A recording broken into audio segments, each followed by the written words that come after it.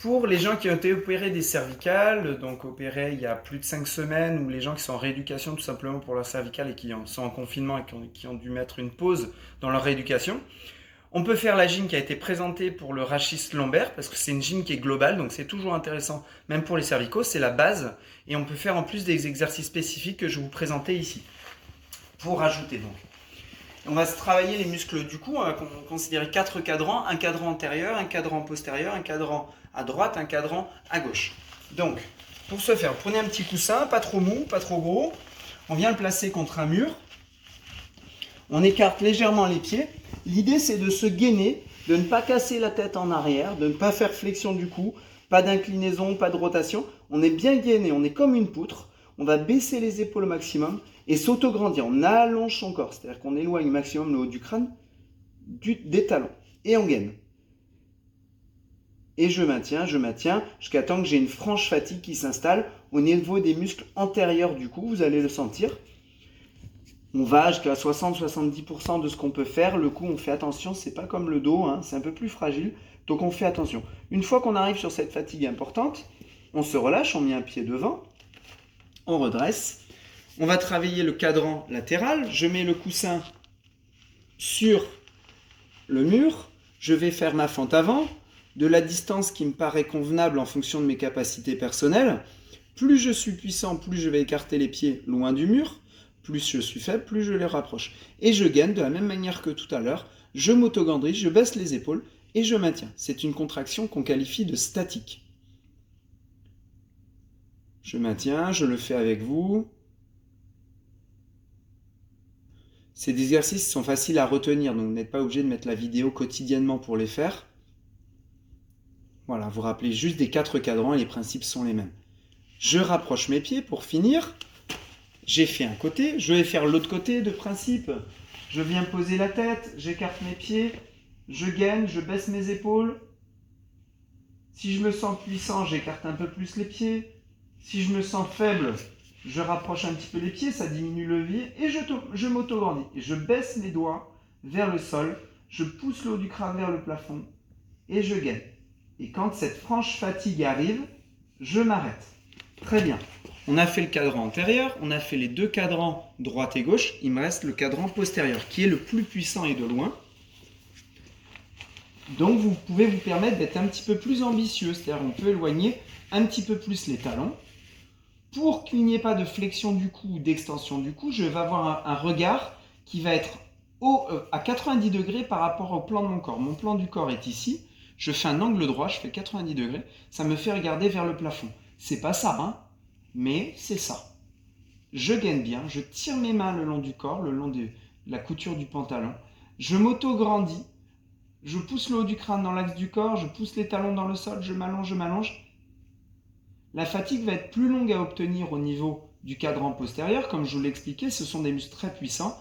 Ce sont des muscles qui sont communs au niveau des cervicales et du bas du dos. D'ailleurs, vous allez sentir que vous travaillez également les muscles du bas du dos. Hein, c'est ce qu'on appelle les longes. D'accord? Vous connaissez ça chez le porc, mais chez les humains, c'est la même chose. Et tous les muscles se contractent. Et j'enfonce ma tête dans le coussin. Et je tire les mains vers les pieds. Et je m'auto-grandis. Je maintiens.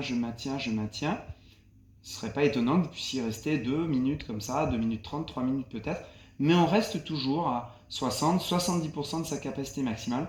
Je fatigue, je recule mon pied, je récupère mon coussin. On a travaillé nos 4 cadrans. Autre exercice qu'on peut ajouter de façon plus spécifique au niveau cervical, on va faire des pompes. Mais au lieu de faire des pompes au sol, qui sont très difficiles, on va diminuer le levier.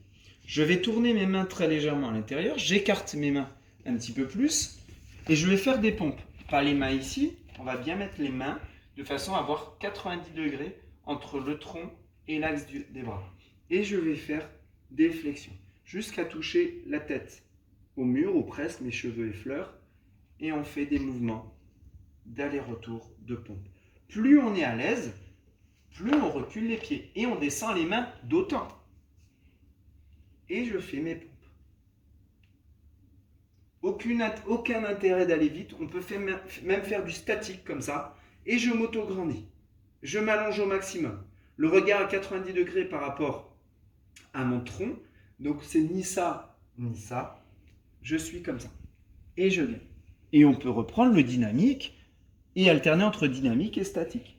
D'accord? Peu importe la faible amplitude, on travaille peu. Peu importe la vitesse, pardon, ça ne change rien au travail, je veux dire. Que ce qu'on change la vitesse, que ce soit statique, dynamique, ça ne change rien. L'important, c'est la distance des pieds au mur. Quand je fatigue, je viens mettre le pied devant et on se redresse.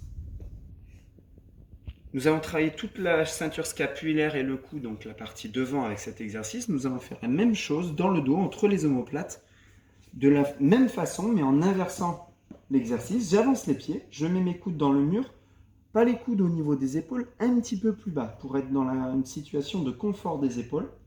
Et je vais décoller les omoplates. Mes cheveux ne font qu'effleurer le mur et j'ai mon regard à 90 degrés par rapport à l'axe de mon corps. On a fait la même chose tout à l'heure avec la nuque directement posée sur le mur. Là, ce sont les coudes qui travaillent. C'est un travail un petit peu moins spécifique, un petit peu plus global. On va travailler les muscles du cou, mais tous les muscles qui fixent les omoplates.